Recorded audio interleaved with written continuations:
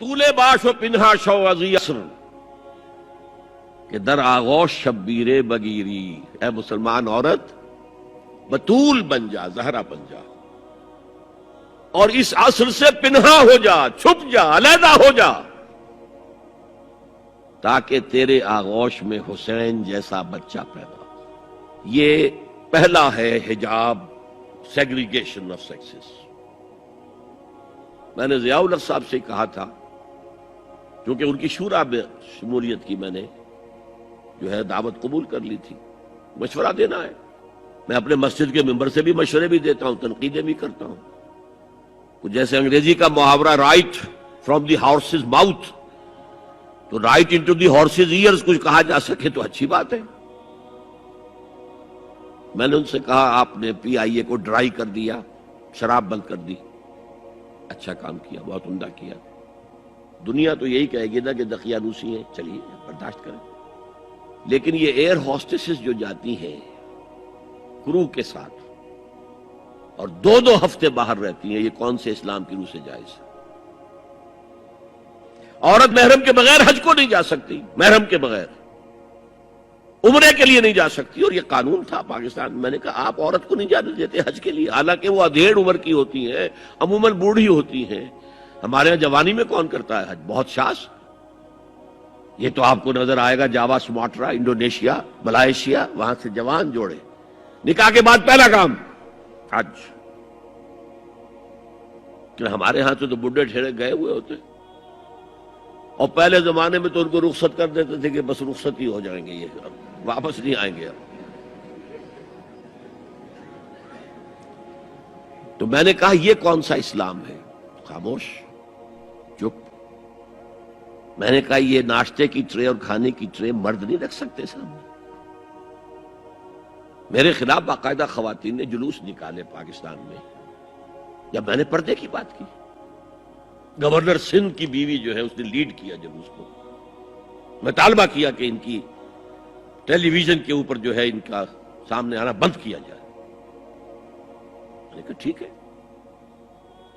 بدا الاسلام غریبا ویسعود کما بدا فطوبی للغرباء۔ اسلام شروع ہوا تھا تو اسی حالت میں تھا کہ کوئی اس کو جانتا پہچانتا نہیں تھا، پھر جب اسلام غالب ہو گیا تو طاقتور کے تو سبھی دوست تھے، سبھی پہچاننے والے، لیکن ان قریب اسلام پھر غریب ہو جائے گا۔ تو جو اسلام کی غربت کے ساتھ خود غریب ہو جائیں ان کے لیے مبارکباد۔ اسلام کا دامن نہ چھوڑیں، چاہے انہیں کہا جائے کہ یہ تو بڑے ہی دقیانوسی لوگ ہیں، بڑے کٹر لوگ ہیں۔ میں نے اس زمانے میں چیلنج کیا تھا، مجھے بتاؤ کیا فرق واقع ہوتا ہے؟ آپ کہیں گے عورتوں کو اگر ہم گھر میں بٹھائیں تو ہماری اکانومی سفر کرے گی، آدھی ہماری جو ہے لیبر وہ کام نہیں کرے گی۔ میں نے کہا where there's a will there's a way۔ Cottage industry کا انتظام کرو، نمبر 1، گھروں میں بیٹھ کر کام کریں۔ دوسری جنگ عظیم کے دوران ایک بڑا علاقہ تھا دلی میں جس کا ہر گھر کارخانہ بنا ہوا تھا، کرخندار، یہ ایک قوم کا نام پڑ گیا، کرخندار۔ چھوٹی چھوٹی مشینیں لگی، کہیں بٹن بن رہے ہیں، کہیں بکسوئے بن رہے ہیں، کہیں نکریں سل رہی ہیں، کہیں پینٹیں سل رہی ہیں، کہیں جو ہے کرتے سل رہے ہیں، قمیضیں۔ صبح کے وقت ٹرک آیا، خام مال دے گیا، شام کو آیا، تیار مال لے گیا۔ عورت نہ گھر سے نکلی نہ باہر گئی، کچھ نہیں، اور کام کیا، کما لیا۔ کاٹیج انڈسٹری کا انتظام کرو۔ اسی طریقے سے ایسے یونٹ بناؤ انڈسٹریل جس میں عورتیں کام کریں، عورتیں سپروائز کریں، ورکنگ آورز کم رکھو تاکہ وہ اپنے گھر کا کام بھی کر سکیں۔ کرو۔ عورتوں کے ہسپتال میں عورتیں مرد، عورتیں مریض، عورتیں ڈاکٹر، عورتیں مریض، عورتیں نرسز۔ مردوں کے ہسپتال میں فیمیل نرسز کا کیا کام ہے؟ کیا میل نرسز نہیں ہوتے؟ اور کیا آرمی کے اندر جو فارورڈ یونٹس ہوتے ہیں کہ جو جاتے ہیں محاذ کے اوپر، ان میں کوئی عورت نرس جاتی ہے؟